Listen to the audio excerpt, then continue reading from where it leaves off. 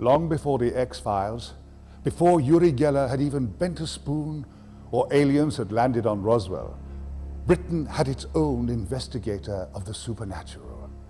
He was a self-appointed professor of the paranormal, making a handsome living out of the weird and the bizarre. His controversial claims entranced the public, angered the skeptics, and turned him from a non-entity into an international celebrity. His name was Harry Price. Yes, Harry Price. And this is his story. And you are going to love it.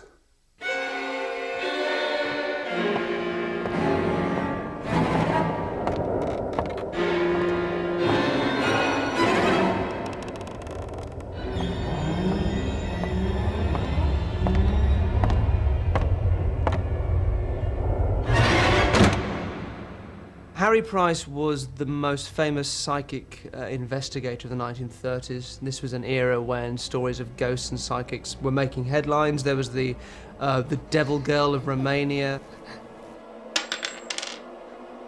Borley Rectory, the most famous haunted house in England, and of course Jeff the Talking Mongoose.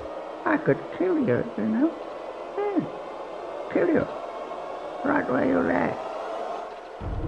Harry Price is, in many ways, my hero, because he was out there doing the really fascinating work, making psychical research enormously colourful, working with some of the world's greatest mediums, some of the world's greatest psychics, really trying to figure out what was going on. Harry Price had, of course, a huge interest in the paranormal. He was a member of the Society of Psychical Research. Wasn't too impressed with the progress they were making, so in 1926, he opened his own laboratory. If a man comes to us and says that he can produce abnormal phenomena, then we test him by instrumental means.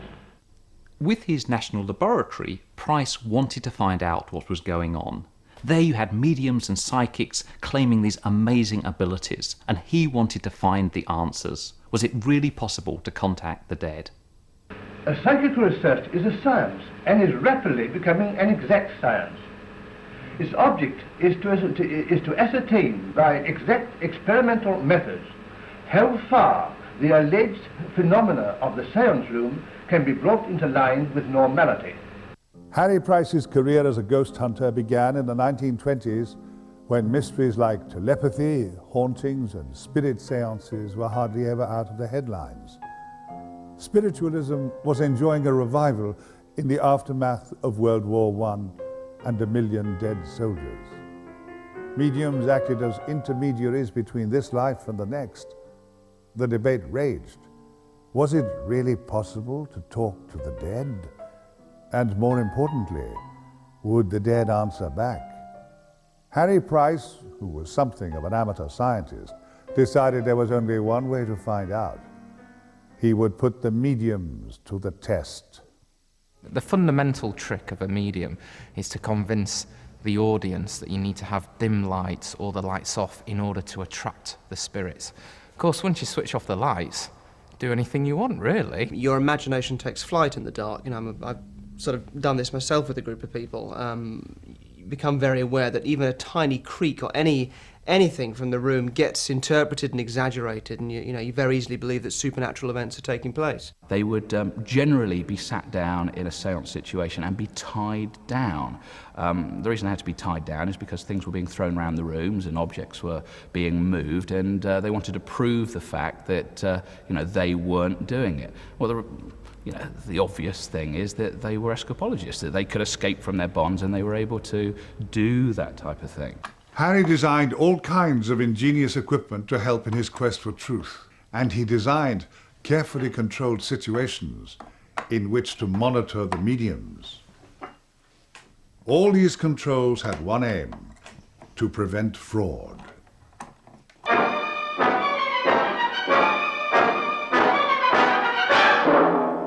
Rudi Schneider, renowned for his apparent psychic powers, was born in the Austrian town of Braunau in 1908. Many leading scientists from around Europe attended his seances.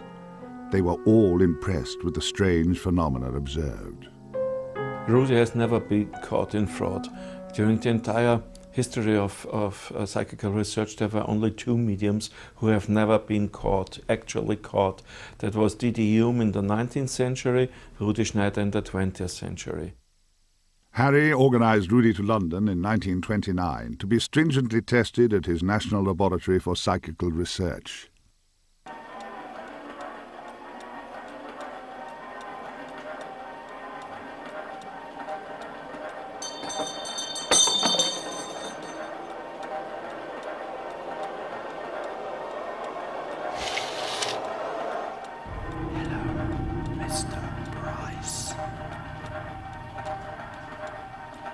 Most mediums of the time really didn't like the idea of taking part in research where they would actually be controlled and there would be an attempt to eliminate normal explanations. But that wasn't the case with Rudy. He was fine about the idea of Price imposing whatever controls he wanted to find out what was really going on. So when Price tested Rudi Schneider, he had a great way of telling whether the medium or any of the sitters that could also be stooges or in on it were breaking away from the circle. So obviously everybody has to hold hands. If you break away, you can move things in the dark. Now the way that he would do it was to get everyone to wear special gloves and pass an electric current around the circle. Then if anybody was cheating and breaking away from the circle, a bulb would light up in the dark, which was fantastic. Mrs. Pearson, could you put your glove on properly, please? Thank you. The seances of Rudi Schneider proved sensational. Can you see that? Yes, we can. Despite the conditions laid down by Harry Price, tables shook, bells rang, and objects floated into the air. Hold tight. Was this absolute proof of the spirit world? As we look back now, we can see that Harry Price's work with Rudi Schneider was really a conversion experience for him. There was Harry Price, the magician, a member of the Magic Circle, a man who knew how to eliminate fraud. And he tried his best with Schneider. He tried everything he could think of to try and stop the man cheating. But still the phenomena occurred. And because of that, he was converted. He said, this is the genuine thing. People can really produce paranormal phenomena. Harry's investigation turned Rudy into a psychic superstar, a press sensation. Everyone was talking about them. Psychics sought Harry out. They wanted the Harry Price seal of approval. There were several great ages for mediumship and interest in spiritualism. And curiously, they always happen after major wars. The First World War was catastrophic for many families. Also, for the first time, their sons, their brothers were just disappearing. They were just getting a note in the post saying, your son has died and been buried. Now, there was no mourning process. Grieving was cut short. There was so much suffering, but it had to come out, and it came out with an obsessive interest in spiritualism and mediumship. And this was ripe for exploitation, which is certainly what happened.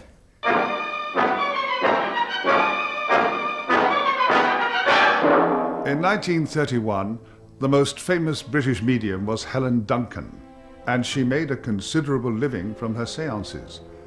Many of her followers believed her to be genuinely psychic. She also had a manifestation in her repertoire that singled her out from other mediums.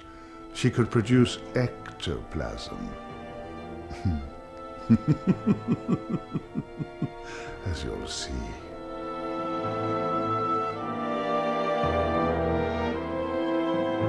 The idea of producing ectoplasm was a very dramatic experiment. This is ectoplasm. This is the stuff ghosts are made of. Imagine you're sitting there and there's your dad in front of you. You can touch his hand, you can talk to him, he can talk to you. That is really amazing, very amazing. That's the sort of thing Helen Duncan used to do, and many, many people were touched by her mediumship. Helen Duncan was born in Perthshire, Scotland in 1898. She was a working-class woman who became a spiritual medium and made money from her seances, reuniting dead spirits with loved ones. Harry was desperate to find his own materialisation medium, and he did find someone in the form of Helen Duncan. Harry Price did investigate Helen Duncan, who was a well-known medium of her time, who produced not only mental effects, that is to say messages from spirits, so-called clairvoyance, and physical effects in dark seances. She did both.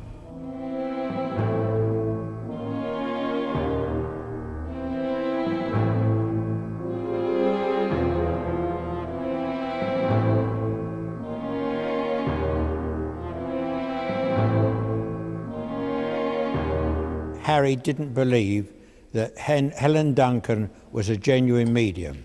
Before the seances with Harry Price, Helen Duncan was always searched. So it was something of a mystery how she could produce this drapery. But there were theories as to how she concealed it, but I think they're too disgusting to discuss in detail. Well, one thing about Helen Duncan's ectoplasm was that it would always be accompanied by a very strange odour, and this was something that led Harry Price to think that she was regurgitating the cloth.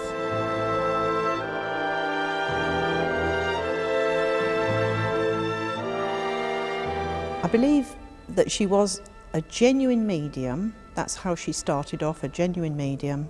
As time went on, because of the pressure, because of the expectation, she did give in to the temptation and the expectation by using cloth, muslin and other devices.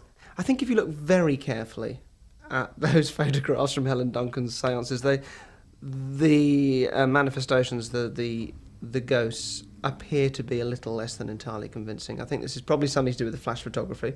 Maybe in the dark they were a little more convincing.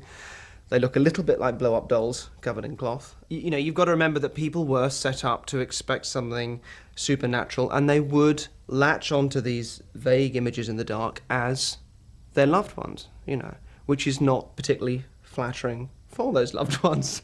But nonetheless, people would see them as absolutely what they weren't. The photographs that Harry Price took seemed to be very clearly photographs of ordinary material, which you could see was woven. And you could see the folds and the hem, things like that. So what he suggested was they X-ray Helen Duncan. At that point, she becomes furious. She bursts out of the lab, runs onto the street.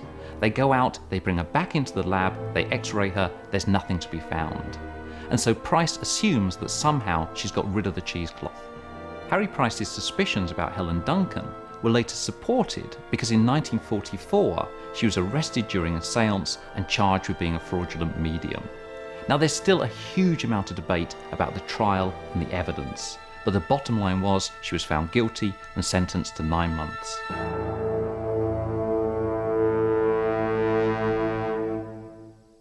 When we return, I'll take you to England's most haunted house and to meet the Devil Girl from Romania.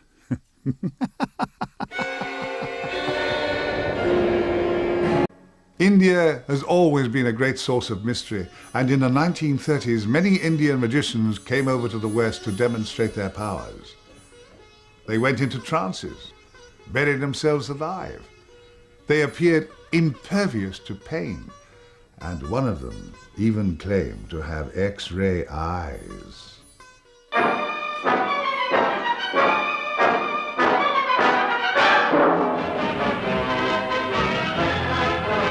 An Indian, Cuda Books, claims to have X-ray eyes, and we bring you exclusive pictures of a searching test made before a committee of doctors and newspapermen. The eyes of the seer, or rather the can't-seer, are covered with lumps of dough, cotton wool and surgical bandage. And to make sure that whatever light remains won't be too strong on Cuda Books' eyes, a couple of towels are tied round his head. Harry was an amateur magician, he was a member of the Magic Circle, and it was his magic knowledge that he would use when sorting out the psychic phenomena from the frauds. Harry Price, I think, knew that Cuda Bux was a magician. I mean, certainly Harry Price would have had the knowledge to understand the methods that Cuda Bux was employing. A sentence is written on a blackboard, and to find out whether Cuda's a fakir or a faker, he's asked to copy it. Cuda Bux used to describe his ability as basically a heightened sense of concentration. There are two men on the other side of the room. One has a cigarette. Will you light it? he was able to somehow pick up the vibrations of certain things without apparently seeing them. And Cuda does it. To the general public, Cuda Bux appeared to have amazing abilities. He was the man with the X-ray eyes. But Harry Price was a magician, and he knew that what he was looking at here was a magic trick. But in conversations with Cuda Bux, something else emerged. Cuda Bux claimed to be able to do something that Harry Price had been curious about for many, many years. He claimed to be able to walk on fire. If any of you would like to try this in your own back garden, all you have to do is to repeat this charm. The sentence is Kulla narokuni bagdam wa salaman ala Ibrahim. The result should be this. But this was the result when these poor fellows forgot the magic words. When he investigated firewalking, he really set a precedent as to how this could be done, and he eliminated a lot of possible trickery as well. Price was the first person to inject some science into the situation. He built the bed, he measured the temperatures, he checked Cuda Bux's feet for chemicals, and yes indeed, Cuda Bux could do this. So we know there's a genuine phenomenon. But Price was the first person to say this is genuine and you can actually do some scientific research here. The X-ray vision might be a trick, but the firewalking wasn't. Now nowadays, we're so used to seeing firewalking with these business conference and team buildership weekends that we're sort of very used to it, and we realise there's nothing to it, but Price was the first person to realise that. Cuda Bux went on to appear in the 1940 British film They Came by Night. Sadly, he went blind and died in 1981.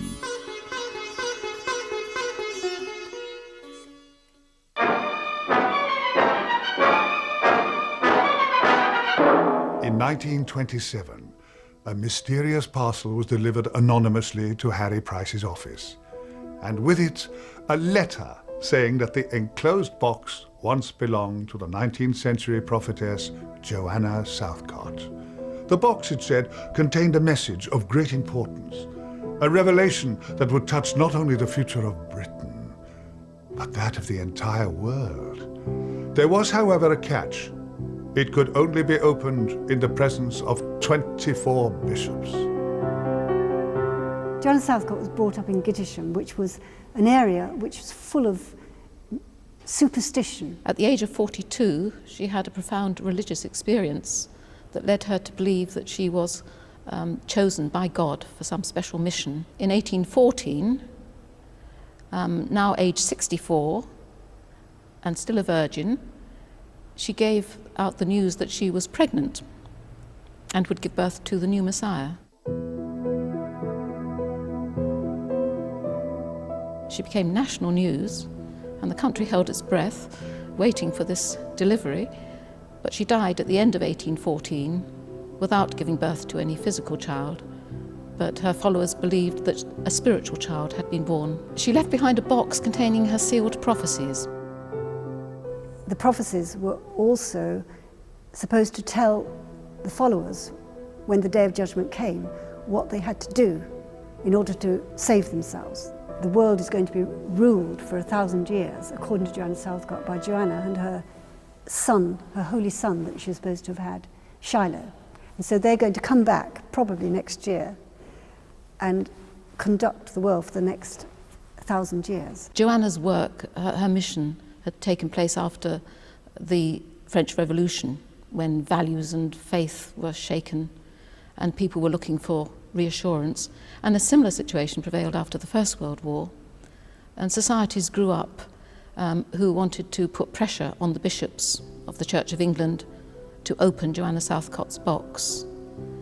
And they started an enormous poster campaign asking the bishops to open the box. What Harry Price decided to do with the box was to have a great public opening, so he ostentatiously sent invitations to the 2 archbishops and 80 bishops to come along. But of course the bishops weren't prepared to go and spend 7 days and 7 nights examining the prophecies. And the other stipulation was that they should be attended by 24 virgins. Obviously the Church of England, that's why they've never took up the invitation, because they know that it's a bit ridiculous. Harry opened the box anyway in front of just one bishop, but press from around the world. What he did was he picked out each item and handed it to the bishop, who was quite happy to hold it up and wave it around so that everybody could see what was inside it. Now, this box was opened at the Church House, Westminster, in 1927, and a wave of excitement passed through the audience as I cut the steel bag. The box contained the most extraordinary collection of objects. They found, among other things, a pistol, a lacy nightcap. Very curious. A dice box. But what Joanna wanted with a dice box, I can't say. A novel with the racy title of The Surprise of Love, or An Adventure in Greenwich Park. Well, I have shown you the very curious contents of that box, but I'm afraid there was nothing in it which Joanna Selcott said would save the nation in a time of emergency. The box was of the right period, and it even had a little inlaid, her initials inlaid on the lid. But he knew that it wasn't the box because he was very clever. Before he opened it up, he'd actually x-rayed it, and he knew what was inside. He knew that it was full of rubbish, trinkets.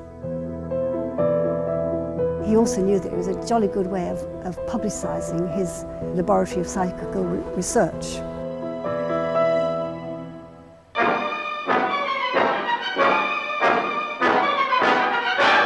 Great Britain is noted for its ghosts. Every castle has its phantom, every village has its headless horseman, every forest has its banshee, and you're never far from a haunted pub. But it was Harry Price who immortalized Borley Rectory as the most haunted house in England. Borley Rectory had a history of a phantom nun who used to wander through the garden. I've seen the nun 3 times now. The nun? Yes. Once on the Nun's Walk and twice in this churchyard. Harry Price's first visit was in June 1929. He was tipped off about the matter by the editor of the Daily Mirror. He thought, well, maybe there's a major news story here. I just finished watering the chickens and I came into the house and went upstairs to my room and I leaned out of the window, as I often do at nights, and I was there for about 10 minutes and I noticed a nun glided across. Harry Price turned up at Borley Rectory and immediately all sorts of strange things started happening. Vases flying about, stones being thrown, bricks falling through greenhouse roofs. Previously there had been no objective phenomena at all. The only incidents had been hallucinations. Phantom coaches had been seen and heard, or phantom nuns had been seen in the garden, but nothing like stones or bell ringings, and a whole week of glorious news stories went out from the Daily Mirror, and it was the newspaper's sensation. In 1937, nearly 10 years after his first visit, Harry Price decided that Borley's time had come. He placed an advertisement in the Times newspaper asking for volunteers to investigate the rectory, and this is what it said. Haunted house. Responsible persons of leisure and intelligence, intrepid, critical and unbiased, are invited to join a rota of observers in a year's night and day investigation of an alleged haunted house in the home counties. Who could resist that? He just said, would you like to be a psychic investigator? I'll train you up, you do this, and then I'll print the results. Now, if you were to look at that from a publicity stunt, it's phenomenal, because he hasn't got any cynics, he hasn't got any scientists or credited psychic investigators. He's just got normal members of the public and train them up to be psychic investigators.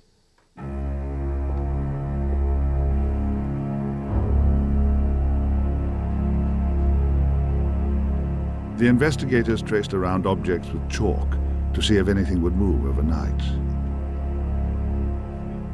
So with Borley Rectory, Price had, over the course of a year, had various student investigators spend the time in this, the most haunted place in England, and they were given notebooks they had to write down things that happened to them, and something called the Blue Book, which contained a list of rules and things that they had to do and follow. But basically there was so much suggestion involved with what they might expect to happen that clearly, as we might imagine, they were interpreting anything as supernatural events, and their imagination was taking flight.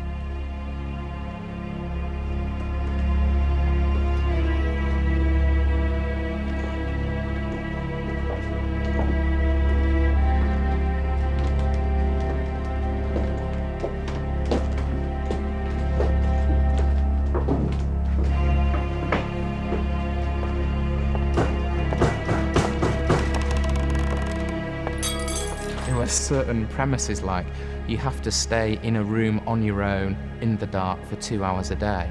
Now obviously, if anyone does that, your mind will begin to play tricks on you, and not surprisingly there were reports of rapping noises, things disappearing, things smashing, and he printed all of these findings in a book, which became a best-selling book.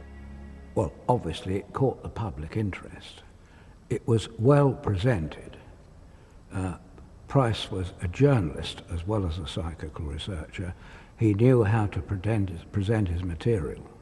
But the skeptics as such slammed the book. They said it was a setup. Nearly 10 years after Harry Price's death, the Society for Psychical Research issued a damning report on the Borley Rectory investigation. It suggested that Harry Price was more than just careless in his research. It portrayed him as a publicity hound, given to wild exaggeration. Harry Price, given to wild exaggeration? Is that possible? It was even suggested that he might have produced some of the effects himself, fraudulently. That was said in the case of Borley Rectory, and a brick which was photographed, I believe, a flying brick. But I don't think that it was ever actually established that he did it, but it was a very suspicious event. A year after Harry's investigations, Borley Rectory burnt down mysteriously. Of course, what comes out of it is the absolute perfect ghost story, because you've got a team of investigators spending time in a haunted house, weird things happen, and at the end it burns down. I mean, it is the classic blueprint for any Hollywood horror film. It's been used many, many times since. Several years later, the rectory ruins were excavated, and an interesting discovery was made. Excuse me, Mr. Paul.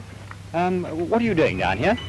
Well, we're excavating the cellar of the rectory. Then came the bones. Part of the remains was the left jawbone. There were some teeth in position. Harry Price implied that these were the bones of the nun. My own view is that there's the need to be more careful. Was this just another of Harry's publicity stunts?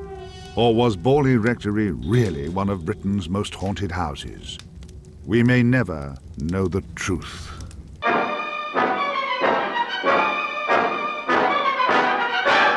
Most psychic researchers prefer to avoid the press, especially when conducting their investigations. But Harry Price was different. He regularly invited journalists to his research lab to meet psychics and sit in on seances. It made good copy, he said, and he was right, especially when it came to the story of a 14-year-old peasant girl who seemed to possess the power of mind over matter. Her name was Eleonora Zugan, but the press preferred to call her the Romanian Devil Girl. Eleanor Zugan was a young Romanian girl who'd been adopted by one of Europe's leading psychical researchers, the Countess Wasilko. And it was the Countess that brought Zugan to London to be investigated by Price.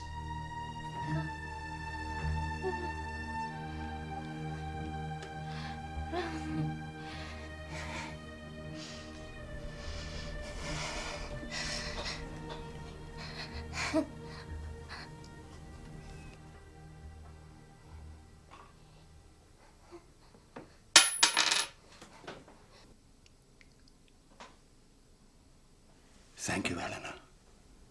And what about the ring? Miss Kay has lost her ring. Do you have it?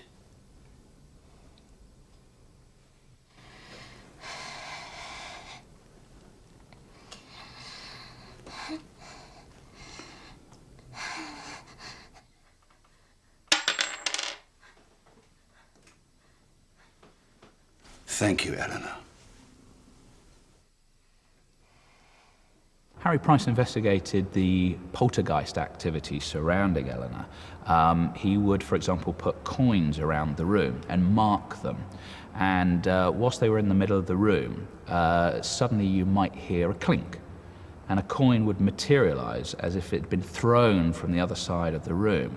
And when examined, it would be one of the coins that was on the outside of the room, and it would be one of the marked coins. It actually started when she found some sweets or something or other, and her grandmother admonished her for this. She said, now you have eaten the candy, so you have swallowed the devil now, and he will not leave you, and he is going to possess you and stuff like that. And straight after, I understand from the story, that the activity started to manifest itself. The main phenomenon of the Devil Girl was poltergeist activity, really. Objects moving, flying around the room, but also some markings appearing on her body. Some case studies say stigmata, but it was more like bite marks appearing actually on her skin.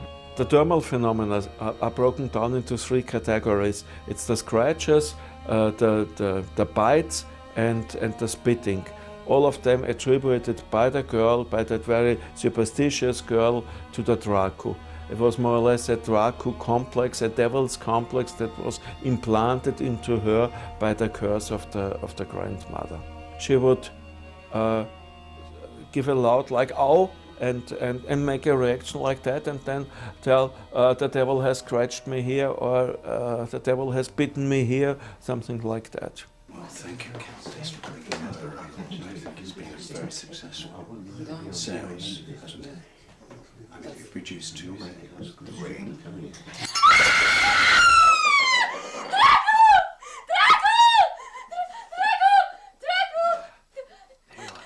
There, my dear. So stop now. Yes. There we are. That's it. Harry Price was able to see such phenomena occurring right under his eyes. With the onset of puberty, Eleonora Zugan's psychic powers waned.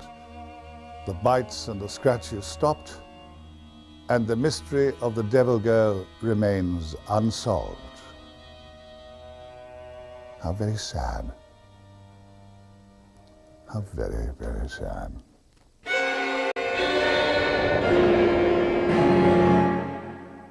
In 1932, 42 photographers and 73 journalists followed Harry Price to the Harz Mountains in Germany.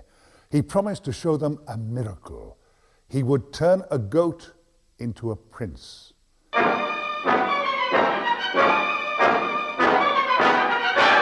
Even Harry himself thought that the Brocken experiment was pretty much just a fun publicity stunt to promote his laboratory of psychical research. And what happened, he received an anonymous package which contained an ancient German spell that had been translated into English. And this spell was designed to turn a goat into a man. The Brocken experiment was not one of his big points. It was one of the daftest things he ever did, and I think this stemmed from the love of publicity. He was indeed a very efficient publicist of anything that he did, and also he was prepared to rush off and investigate anything, however fantastic and peculiar, so long as it produced some headlines. He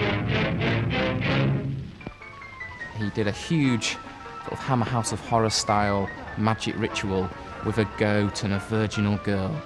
6, 7, 8, 9, 10. And cast a spell, nothing happened.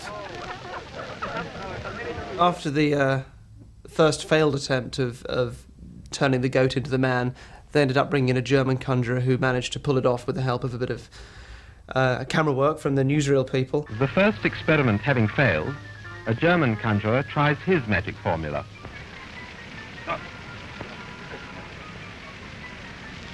Abra, Kadabra, Ziege an der Wand, mache jetzt mir keine Chance. But the point is, Price had worked the media up into a frenzy over this. It was a massive and bizarre and odd publicity stunt. I mean, certainly the, you know, Blaine up in his box of the, or dare I even say the Russian roulette of the 1930s. A real testimony to his publicity skills, I think.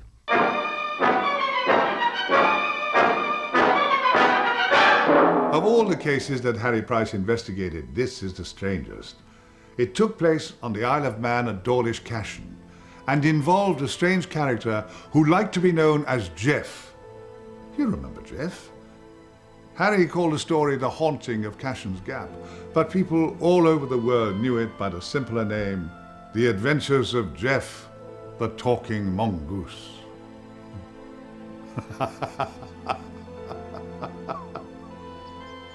Dawlish Cashen itself is the most remote farmhouse that you can possibly imagine. It's a 40-minute walk from the nearest metalled road. You can't get a horse and a cart there at all. So there was this very isolated farmhouse with a very isolated little family in it and a very isolated little mongoose who lived behind the skirting boards.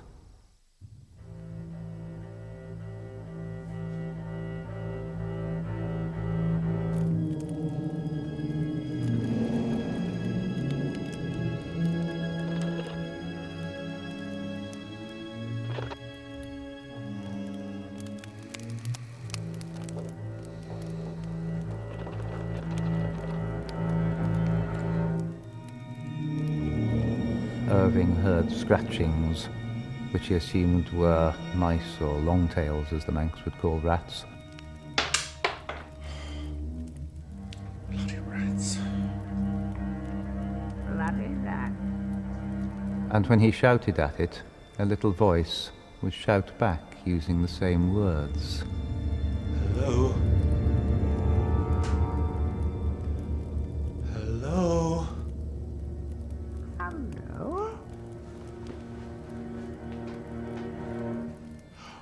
Where are you?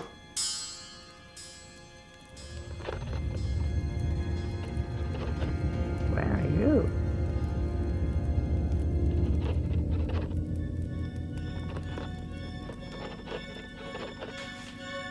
What is your name? Jeff.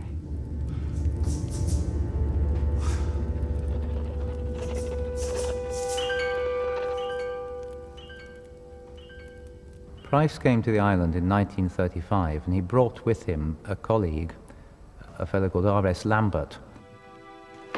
This way, gentlemen. This is where Jeff first spoke to me. Hello? Hello? Hello, Jeff? Jeff, this is Mr. Price, the gentleman I spoke to you about. Let me. Jeff, this is Mr. Price. Could you show yourself to me? Of course, it is possible. He may not be here right now. He likes to travel about the island, you know. And how does he travel around the island? He takes the bus.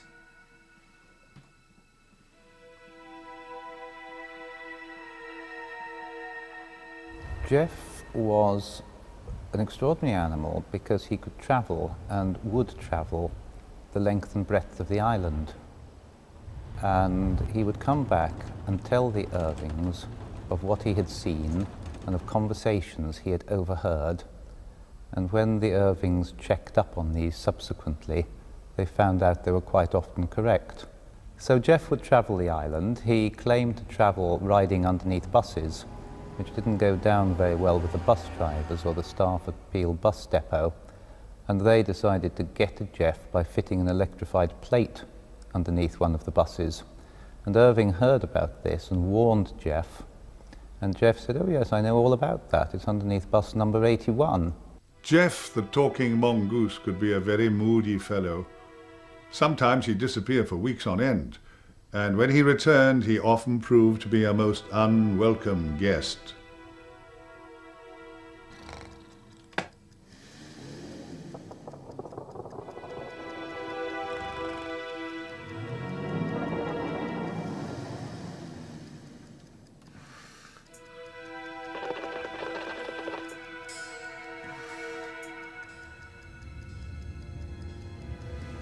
I heard you talking about me to Mr.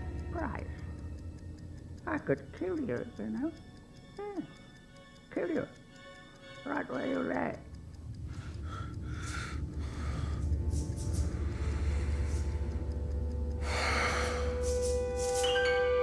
Jeff stayed at the Irving house for some years, but in all that time only provided 3 pieces of evidence for his existence. A footprint, supposedly left by the creature, a hair from its back, and a photo taken by Mr. Irving's daughter. I see no mongoose. Do you? When Price and Lambert got back to England, they co-authored a book, which is now very collectible, and it's called The Haunting of Cashan's Gap. In 1947, it was reported from the Isle of Man that a farmer had shot and killed a very strange-looking creature. It was, they said, a mongoose. I wonder, was it Jeff?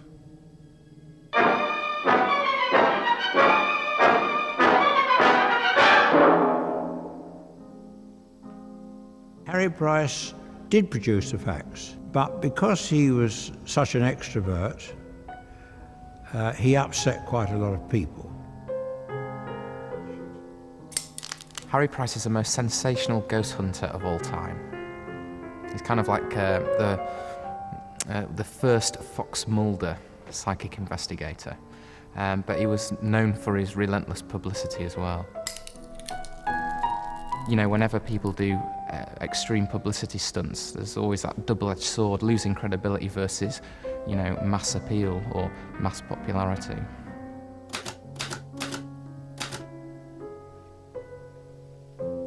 The scope of Harry Price's work is incredible.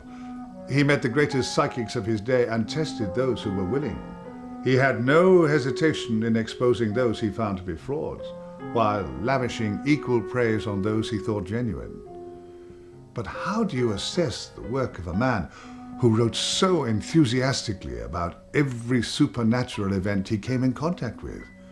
Whether it be a haunted house, a telekinetic girl, or even a talking mongoose called Jeff.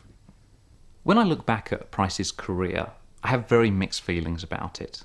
At one level, he was absolutely brilliant, a genius in getting the public involved in psychical research, and he carried out many of the most important investigations of his day. But at another level, you really don't quite know what he actually believed when he said something was genuine. Did he think that, or was that another publicity stunt?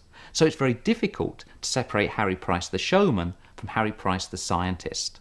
Saying that, I still think it's a fantastic career, a colourful career, something which really took the idea of psychical research and made it this fascinating topic that was absolutely engrossing for the public. And he was really one of the absolute pioneers of stepping away from all the mind tricks that can be played and actually looking at what was really going on. I think he was a genuine investigator who got caught up occasionally with characters who weren't quite as genuine as he was. And I think he did play around a bit. But a genuine investigator he was. And he did an awful lot of paranormal research. Hello, Mr. Price.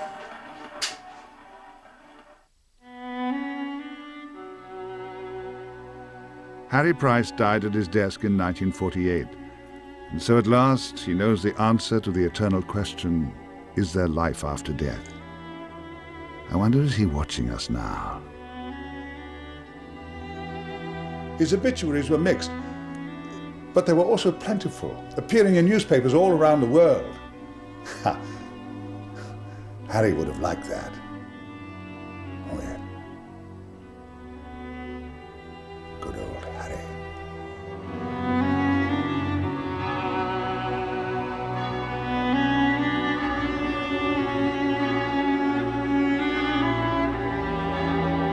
Tomorrow night at 9, Stargate SG-1's Amanda Tapping hosts Sky One's brand new show, Proof Positive, investigating the paranormal.